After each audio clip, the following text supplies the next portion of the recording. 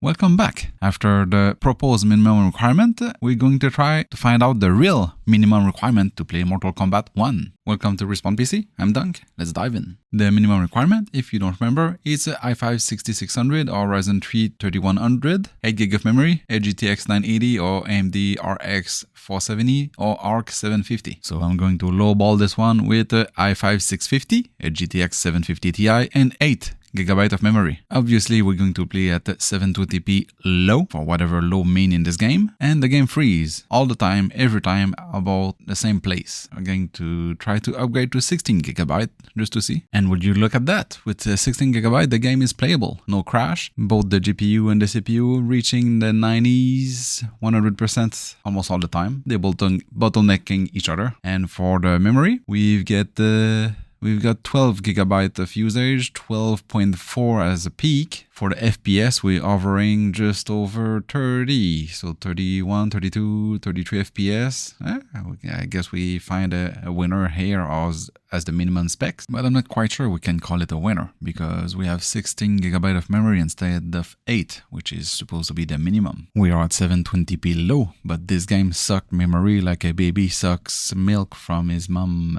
things. So let's make a further test to see who sucks less memory. So we jump to i7 920 with 8GB of memory and the same GPU, GTX 750 Ti. And now I guess because we have enough CPU power, we are hovering just under 40 FPS, not even using the 8GB of memory all the time, but most of the time, but the GPU is pegged at 100%. So I think this is closer to our real minimum spec for this game. Or I should say, we finally find our winner for this game, but clearly that CPU is doing nothing and the GPU is peg. So let's try to see if we can have a bit more memory and a little bit better graphic card. Let's start first with the better graphic card. It would be a GTX 950, still with the 8GB of memory, and the i7 920. Obviously still at 720p. But if you prefer, instead of saying 720p low, you can say Nintendo Switch quality. Now this GPU and this CPU pair together is a really nice pair because we have a stable percentage of usage and the FPS we reach in the 50, almost 60. Obviously the cutscene drop at 30 FPS and all that at 8GB and using less, 5-6GB. But every time I try to play the game at 4GB of memory, the game crash. So the real minimum requirement for the memory, at least